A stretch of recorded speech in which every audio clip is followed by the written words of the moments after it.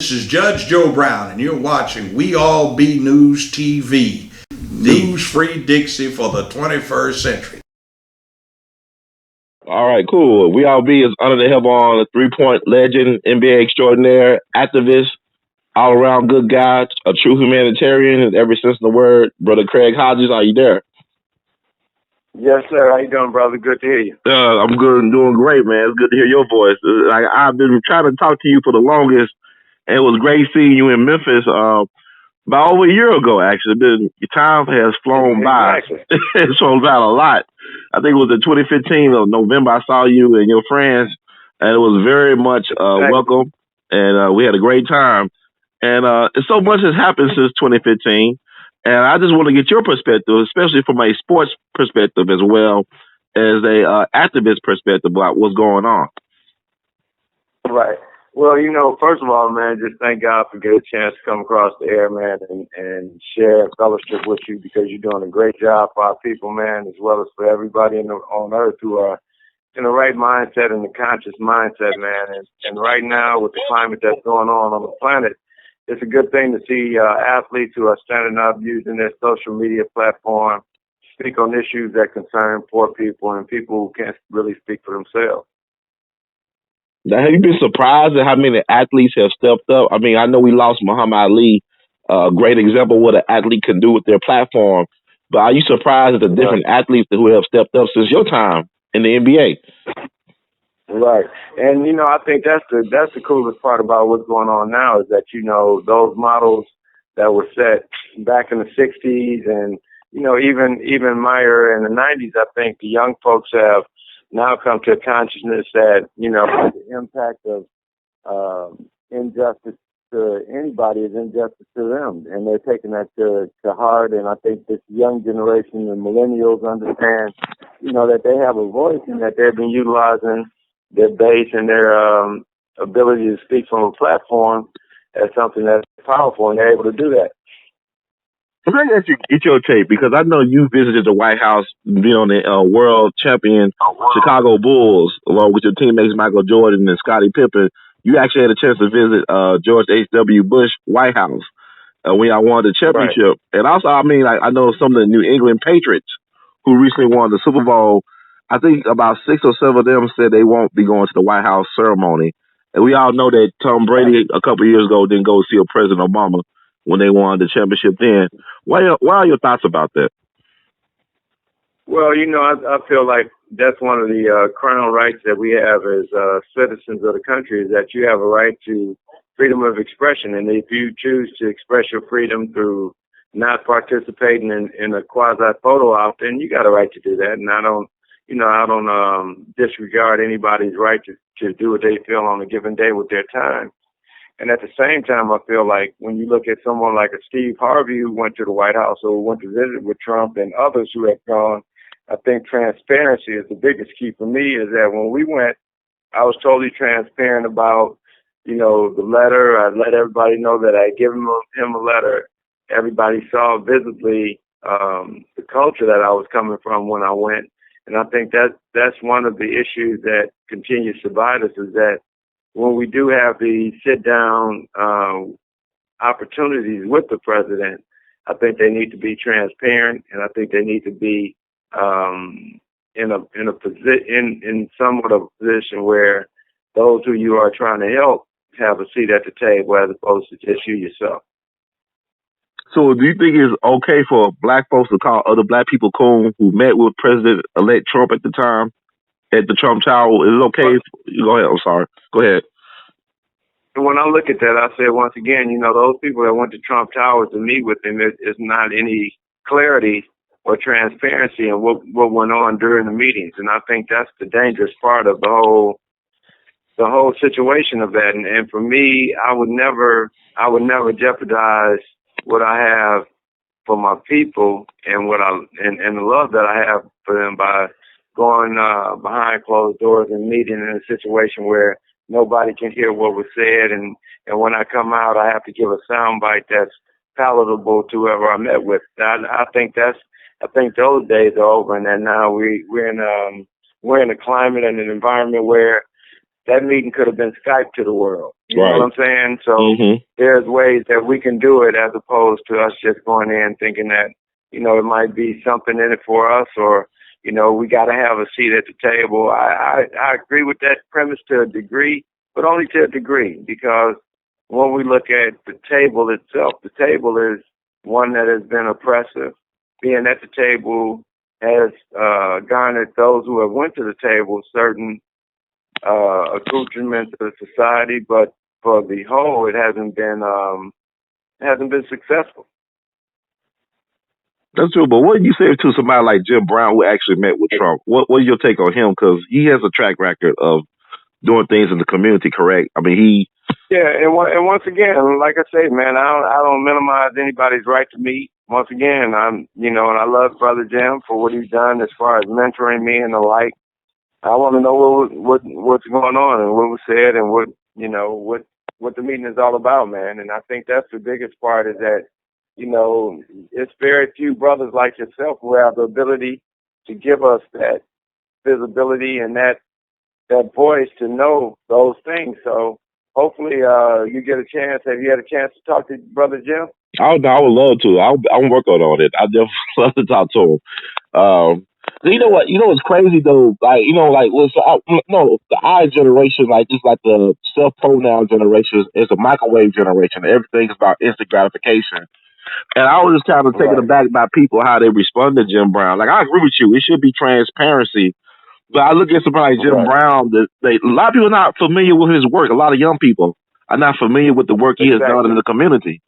And so I'm not saying that you should like respect his decision to meet with Trump behind closed doors, but why call a person out their name when they did so much for black people over the decades? I mean, he put himself out there. Yeah, and I think that's the part of our society that we haven't matured to the level and depth that we should have by now, and I think there's a lot of reasons for that. But just being able to respect our elders and respect our elders enough, especially Jim. I definitely separate Jim from Steve Harvey. You know, and as far as, you know, I totally, because Jim has always been a freedom fighter. So hopefully, you know, we'll get a chance to see what it was all about. Yeah, I also want to ask you this too. I mean, I wish they had social media back in y'all day, man. Like when you was playing, I've been interested to see how people would have responded to you. I mean, you wore a dashiki to the White House, correct? When you met with George Bush. Wow. One more time on that, brother. Did you wear a dashiki to the White House? Yes, sir. Yeah, I mean, it would be interesting to see how social media would have responded when you was playing. We had like on Twitter or something like that, or Facebook. Right, no question about it. And when you think in terms of, you know, just the ability to have a blanket of insulation, even if it's just social media followers who you've never met, but you know that on the spirit end they have your back, and that you feel a little relief in knowing that somebody feels what you're doing is right and exact, and that it's appreciated. But, you know, whenever you stand up for our people, man, it's a thankless job. Right, it is. Man, I'm gonna ask you, how was your teammates' response to what, you know, when you came to the White House and the way you carried yourself? What was the response from your teammates? Were they supportive, or were they kind of like?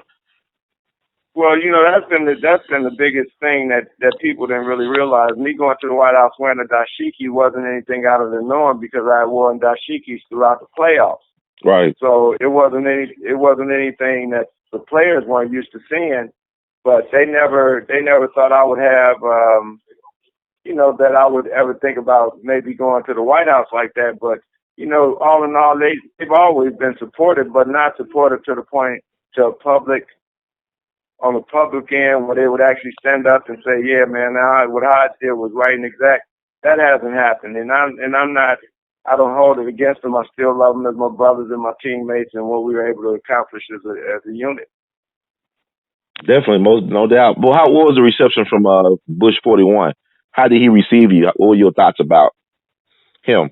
He was cool, man. I tell people that's what's so wild, is that, you know, people look and say, man, Bush this, Bush that. They treated me, you know, and I was always taught by my parents. You know, I understand. I've done research to know, you know, the connections he had in the past and all that. But as a face-to-face meeting, He was totally cool with me, totally respectful, and in some ways took a little bit more time with me than he really had to. I thought, we walked and talked for probably about almost 3 or 4 minutes, man, which is Wow. unheard of Mm-hmm. in a ceremony like that. As we was walking back from the Rose Garden, from the basketball court, the ball was sitting there, and I picked up the basketball, asked him to sign it. He signed it for me. Mm-hmm. So it was cool, man. It was a great experience for me, and it was one of those experiences where I wish it could have been as transparent, where you could have took your family and your friends instead of been there with you, even if they were a fly on the wall. Do you still have the basketball that George Bush signed from that time? Yes, sir. All right, excellent. So is it mint condition and all this? Is some type of special holder or something like that? Yep. Okay, that's Got excellent. it in the box. Yeah, I'm gonna ask you this. I mean, I just like, what is your take on Colin Kaepernick and him not standing up for the national anthem? What's your take on that? Well, I think it's in the same tradition as John Carlos and the other brothers who were able to take a stance and utilize their visibility in the professional sports arena, and being able to see that the magnitude that they have and the number of people that they reach on a daily basis can have some impact on getting out a message. And I applaud him for it. And I'm glad that he's able to continue to work on his game and and play a sport that he loves, I'm sure. Yeah, definitely. But what do you think is like was the response from America, particularly white America? I mean, do you think that's like, I was surprised to learn because of Colin Kaepernick, like all the stuff that people went through the research. I didn't even know that Jackie Robinson never stood for the national anthem. He had good reasons why he didn't, but I didn't know that. Right. And those are the things that I think those type of moves from a player or from a politician or whatever it might be, that opens up people's eyes to other avenues that have gone on before them that really were precedent setting. And I think that's the biggest part, man, that precedents have been set where people and lines in the sand have been drawn at different points in our history here that we can draw strength from, we can draw courage from, but I think biggest thing is we can draw the lessons in the education from. So do you think that that for the most part that black athletes are living up to their legacy, today's black athletes are living up to the legacies that you and other people have helped trailblaze? Well, once again, I say we not in this thing as a vacuum, man. We are links to the generation before us, and we continue to be those links, and those who stand up, linking the chain of those freedom fighters and those martyrs that died for our condition. We just a part of that chain, man, and a part of that fabric of that culture. And I hope that it can only continue to get better, and we can get more unified in our approach to changing the condition of our people, man.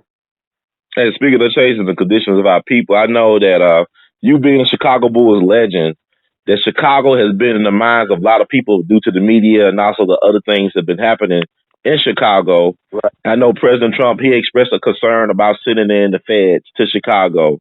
If you had a chance to speak to Donald Trump, what would you suggest he do about the situation in Chicago? Well, first, I think we have to have an economic development that is girded with resources that are unencumbered by bureaucracy that's not going to allow it to get to where it needs to get to. It can't be overweighted with administrative fees. It has to be directed to community and social organizations that are in existence now that have impact. They just need visibility and resources. Because my true opinion and my base is that we have what we need. We just need the resources to unify what we have. Okay, so I mean, you on the ground, you know better than most. And I'm gonna ask you, like, do you feel like that there's a conspiracy in Chicago through the system to undermine certain groups or individuals or neighborhoods in Chicago? Well, I think I'm not going to even say conspiracy, because when we look at the number of deaths, it's a reality. Mm-hmm. And the reality is that there's a lot of money that's made off our misery, and that until we as a community decide that enough is enough, and that, I think boycotts work, man. If our children are in harm's way going to school, we need to hold them out of school for a couple of days and let them feel the impact of our economic, um, I don't want to say boycott, but I want to say economic moves that can be made to bolster what we're trying to get accomplished on the community, and have to be thought about, man. We have to start utilizing our dollars in ways that are detrimental to us. And I think until we do that, we won't be respected, and mayhem and chaos will continue to be the order of the day. I mean, actually, like, we just got through President Obama, recently stepped down from office, got through serving 8 years. He claims Chicago as his hometown. What are your thoughts about the Obama legacy? Did he serve black people effectively? Did he do anything for black folks, in your opinion? See, once again, I tell people, when you're in that position, that to me, it was just window dressing. That when I see Trump comes into office with a bulldozer, right, and able to implement and plant the seeds for all of his campaign pledges, I felt that now in hindsight, I felt Barack could have probably did a little bit more.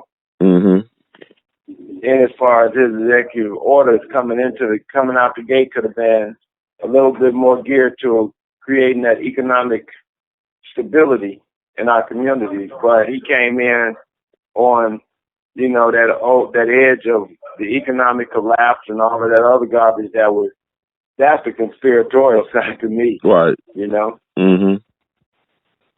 So yeah, it makes you wonder, because like, this is one thing about Trump. Like I tell people, you might not like Trump or what he's about, but he did try to honor his campaign promise.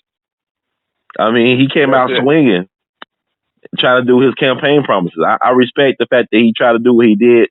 My concern is too, our people. Like, we're talking this is like the 52nd anniversary of Malcolm X's assassination on this day. Wow. And you think about Malcolm was willing to risk. Say that one more time for me. This is the 52nd anniversary of Malcolm X's assassination today that we're talking on, February 21st. He was assassinated. 52nd anniversary, right? And he was willing to put his life as well as his family on the line for what he believed in. And like, what bothers me about people, like black folks especially, we try to say, well, we're glad that Obama anything didn't happen to him. I'm glad too. But if you are afraid to do the right thing because you might lose your life, you don't need to be in leadership position. You don't need to put yourself in a leadership position. And I think, that term leadership has almost, and one thing, this is what I said the night before the election. I told my son, I said, we're looking at the sunset on black leadership. Oh, wow. And he said, what do you mean? What do you mean by that? I said, it's not a negative thing in my opinion, because I feel like now it's becoming more organic, that it's not a organizational leader, not a religious leader. It's more blanket approach to the whole topic of leadership. That I don't look at it like that. I look at these young brothers and sisters who are out here on the front line as vanguard. And we have got to think more of a unity approach. You know what I'm saying? That a unity is a unity of vanguard and a vanguard approach towards leadership. That when whatever's needed, a brother or sister possesses what we need.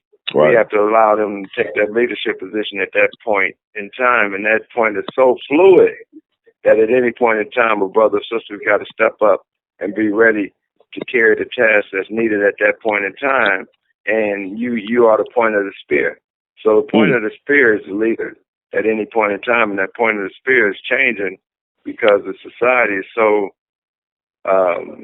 is such now that everything is so second to second that we have to be as nimble as the moment and be able to deal in the moment in a professional, mindful, and in the mindset of knowing that whatever move I make is going to be impactful to black folks in the community. Oh, that's a very powerful statement that you just said. I think that's definitely needs to be embraced and amplified. I mean, I can't say enough about that. So, like, but what would let me ask you this: like, what would a black agenda look like right now? What would be like some of the key priorities of a black agenda? Okay, and then see, and I would call it a universal agenda. Okay. And I say that because we have the ability and the spiritual wherewithal to address all the ills of the planet. Mm-hmm. Because we've been in them, and we face them to this very moment, as we're talking right now. So I feel like our agenda is first to be able to make sure that economically, man, how do we harness our dollars? That's the first thing. That how do we harness our dollars? So I'm looking at my book as being an economic development vehicle, first in line with that. That I'm willing to put that up as economic. If somebody else, now LeBron can come with his Nike contract. Somebody else can come with an endorsement from someplace else. So now, if we can start to build that arc, for a better word, of economic development for poor people. So we pick up the mantle, we pick up Dr. King's mantle. And at the same time, we pick up Malcolm's mantle when he wasn't able to finish his job of going to the World Court on our behalf. Dr. King didn't get to finish the Poor People's Campaign. So all of these things are still out there in front of us. Likewise, I think when we pull together our economics, then our politics will fall in line with that. Because everybody knows, like, it was the Rothschilds who told us that he cared not who runs the politics of it, but who runs the money. So we got to create the economics first, because we got to be able to feed, house, and shelter, feed our folks. That's definitely true. I mean, it's something to think about. And also, you speak about, basketball players taking control of their brand and whatnot. I want to get your thoughts about what happened about a week or so ago with Charles Oakley at the Garden. To me, it was very disturbing. Right. I don't think Charles Oakley type of person that start a fight, but he know how to finish a fight. You know what I'm saying? I thought the way he was treated was totally disrespectful from my point of view. But what was your take on that incident at the Garden with Charles Oakley? Well, it's two things, man. Okay. I don't care who you are. Okay. Mm-hmm. And I love my brother Oakley. Mm-hmm. But when you walk into somebody else's living room, mm-hmm. Okay, that's that man's building. That's that man's building. Every ticket says we have the right to put you out if you don't act a certain way. Now, I don't know who we got into it with. I don't know what was said, but the part that was shown to us, the initial confrontation, mm-hmm. I felt that knowing where you at, Charles, you've seen people escorted from a building. So now we have to be mindful of that. Mm-hmm. That there's certain areas and certain arenas of where we have to pick our battles. And I don't think Madison Square Garden, when you're there with all of his security and all of that, is a time to really pick a battle. But the way that they escorted him out, I didn't like it. Right. But at the same time, I don't know the inner workings of what's going on.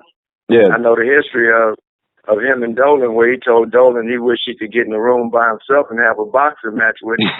And you know what I'm saying? So right. He's gonna be on, so he's gonna be on guard to some degree, wouldn't you? If he's 6'9", 260 or whatever. Oh, yeah, he's intimidating. Like I seen Charles Oakley in person before. He is very intimidating. But my thing was like it was just like he's the type of person that started something to me. I don't know him like that, but he was like he's the type of person that start a fight.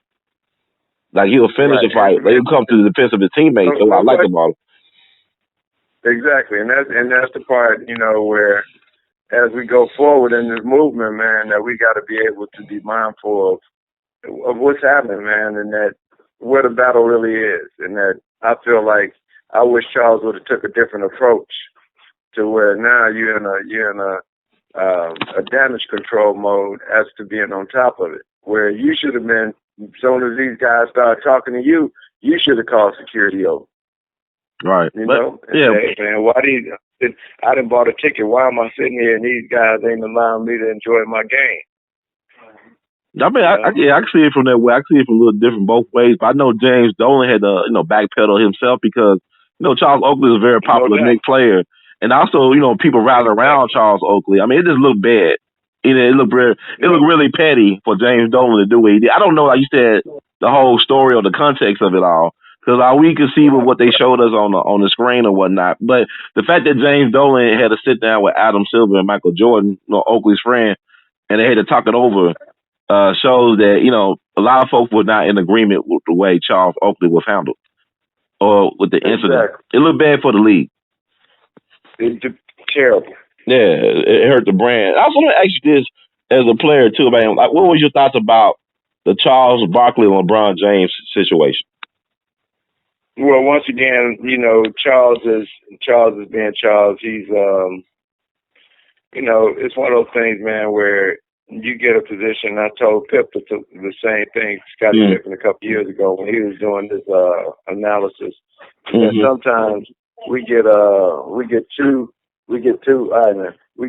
stuck into what we are at a given time, and we want to give a certain perspective of the game. And I told Scotty at that point, you got to be mindful, man. People have families that are listening, young, impressionable children who love these players, man, who have, so be mindful of that. And I think some of the criticism that is coming from the analysts are totally out of character at times. And Charles is Charles, man, and I think LeBron has handled himself professionally, and as far as that's concerned, in his responses to not only Charles but Pat Riley and Phil Jackson's comments about him having a posse and all of that. Yeah, but you don't think like LeBron went too personal? You think because it was accurate? Charles Barkley embraced what LeBron said. Like he said, yes, based I'm not a saint. He didn't basically. I mean, LeBron stated facts, but you think LeBron went too personal with the attack on Charles to defend himself? Well, that's where we are right now. If you throw, be prepared, and that's the part that that I hate to see brothers beef on any level, because I feel like it's a waste of energy that we can be channeling in a different direction. But in this society that we're in now with the social media, what it is, and instantaneous comments can be put out as, and it's going to be the next 2 or 3 days worth of news if nothing's going on. So, it's what it is, man. It's part of the, sports entertainment world. Right. But it's like the basketball NBA is like somebody said, a player driven league. It depends so much on the personalities of the player at any given moment. Do you see a day that the players can actually take control of the product? Like, I don't see too many, black I think basketball it's only certain times that players can really take control of the product. Mm-hmm. And when we say, and in terms of actually taking control of the product, it's going to be very complicated to do it with the contract structures and the like. But at those points when we are locked out like we were a couple of years ago, I think those were the points and times when we might have had an opportunity to, if not totally gain control of the product, have more of not maybe a controlling interest or even just a 50-50 interest to make it work for everybody around the board, because it's going to be hard to reinvent what the league already has put in place. So I think the biggest thing is to get the league to understand the importance of the players, and as far as it's a players' league, so if it's a players' league, maybe the profit sharing should be reflective of that. I definitely agree with that. I mean, you should get as much. I know a lot of people complain about athletes getting paid, but if you're a football player and you played in so many Super Bowls, by the time you're 40 years old, you can't recall you playing football at all. You deserve to get some type of compensation, because you put your body at risk every time you step on the field for other people's entertainment. No doubt about it. And I think that's the part that, especially for the the concussion protocol for the NFL. Mm-hmm. I think they have a lot more to do, man, because they haven't had the players' protection at the best interest. They've always worried about the product, and I think the product is such that it can kill you, and it Right. can kill you. You have so many premature deaths because of the concussions and the hits that are taken. So something has to be done, and I think the NFL and the Players Union is working on that. But until we take the humanity side of things into consideration, man, a lot is left to be desired. But do you see a day where football might not be anymore? Like there'll be no more NFL because parents might stop their kids from participating in football? Well, I think that's a possibility. Probably, where more football players may go to soccer. Right. More football players may look to baseball and basketball or wrestling. So it's different things. That, it's definitely in a moving towards where it's targeted for that. So they have to. I'm not a football advocate. I watch the game. I love the game for fans' sake, but not from I don't want my children to do it or my grandbabies. I heard that. And also, let me ask you about basketball. This is like, your wheelhouse. You are a legendary 3-point shooter extraordinaire. Really, a legend of the ball. And I want to ask you, what's your assessment of Steph Curry? Where does he rank? Well, I think Steph is the greatest shooter in the game right now. His understanding of why the ball goes in the basket, his ability to be have a sound base under him every time he shoots the ball, and the confidence from having shot so many and see him go in. I think he ranks up there all time shooters, man. And I don't diss at all, man. I love it. Because the great equalizer is to be able to put the ball in the basket regardless to what size you are. Mm-hmm. And he definitely does it consistently. What was your thoughts about the All-Star game this past weekend? Well, it was like we just said, sports entertainment at its highest. The game isn't really competitive like that anymore. It's more of almost a dunk session / globetrotter session / and one type atmosphere, and it's what the larger population wants to see. They want to see entertainment. So you probably have as much music and dance as you have basketball. Yeah, and also I want to ask you about this as well, because like ever since I saw this last Super Bowl, it bothers me. I remember what Steph Curry's wife said last year during the finals. She said the game was rigged. And I was thinking about how much, is it, I don't know. I never played the game. I'm a fan of sports, but it's bothered me that gambling is such a huge part of sports. Right. So is it like, yeah, go ahead. And like I said, you got to pick your battles, brother. Don't let it upset you too much. Right. Enjoy the game when you watch the up and coming young athletes who go get to the league, whether it be baseball, football, basketball, whatever. Watch them as they're moving, and you see the desire that they have to get to that next level. Because once again, man, you know how much the influence the game has had when gambling. When you look at Tim Donaghy a couple years ago, right. So there's an impact somewhere in the game. You just hate to think of it being that way, and to think that one of your favorite players may be able to influence the game one way or the other and make large amounts of money for him or somebody else. Mm-hmm. It's an ugly situation, but it's always in the realm of possibility when you even think about it. So if the thought came to your mind, man, it's a possibility. Yeah, but at the same time, it's gonna be people that are gonna be playing their hearts out as well too. That's not involved on the tape, right? They're very competitive. Yeah, and see, that's the thing. The game is such that it's gonna be hard to do that, man. It's hard to be, unless you're just a dominant player that knows what the point spread is and go to the free throw line and miss a couple free throws, then you could influence the game. But I think the larger psychology of an athlete almost throws that out the window. So Mm-hmm. I think if it happened, it's a small percentage of players who would even consider it.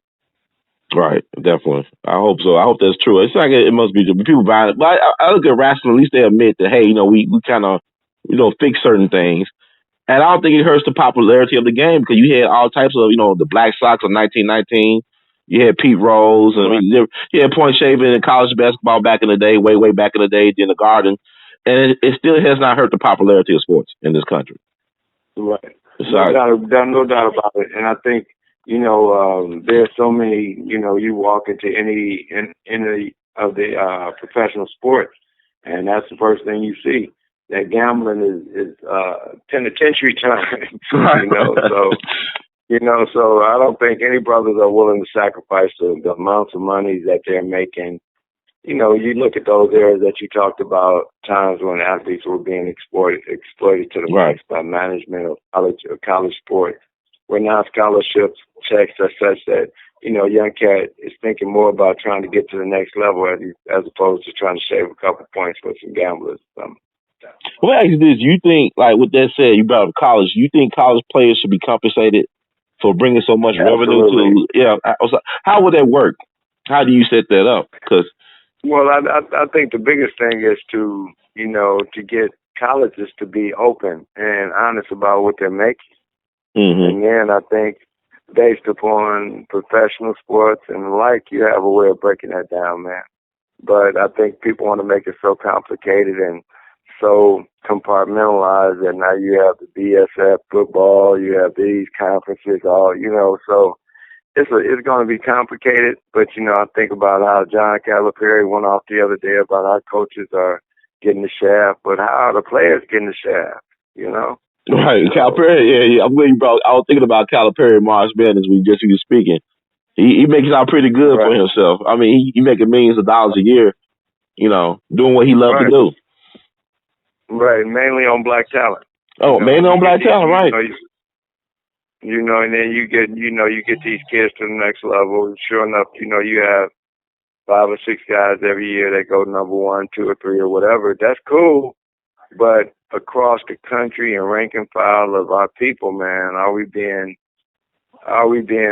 So when you think about most kids that go to Kentucky that go to the league are 1 and done or 2 and done, and how much are they really studying to change the condition of their people?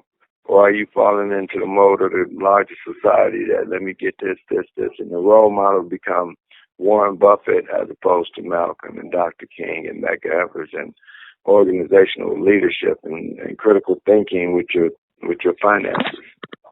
So that's definitely true. It has to be coupled. It has to be coupled together, man.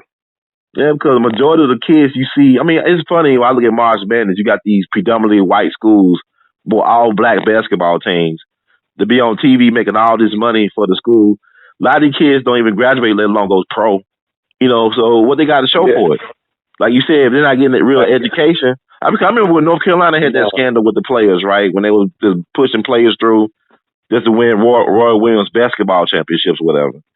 But they had that scandal with the kids, like you said, were not really learning, but you exploiting them at the same time. So really, it's like a plantation mentality that we got. We got a sharecropper mentality, so to speak, in this country when it comes to sports. No doubt about it. No doubt about it. And that we who are athletes and young and impressionable, we're so happy to get to these universities to get from where we're coming from, because that's been a model put in front of us of this is what success is, this is what success looks like, so we go for it. And then we get there unknowing of the political and the geopolitical structure of things, and we get there and then we are just cannon fodder for whatever programs and processes they already have in place to make them millions of dollars, and you come out of it maybe with a scholarship or maybe with a degree or maybe not, and based on what you have accomplished in your mind and what you're capable of building as a base of support, that's your future, man. And I think that's not fair, because most students who are going into a campus have more of an opportunity to see internships and that type of thing as opposed to student athletes. Wow. It's crazy. Yeah. Well, I guess ask you one more thing. I'll let you go. I really appreciate you taking the time with us today. What's your thoughts about Muhammad Ali? I mean, what is your take on Muhammad Ali? Did you ever had a chance to meet him?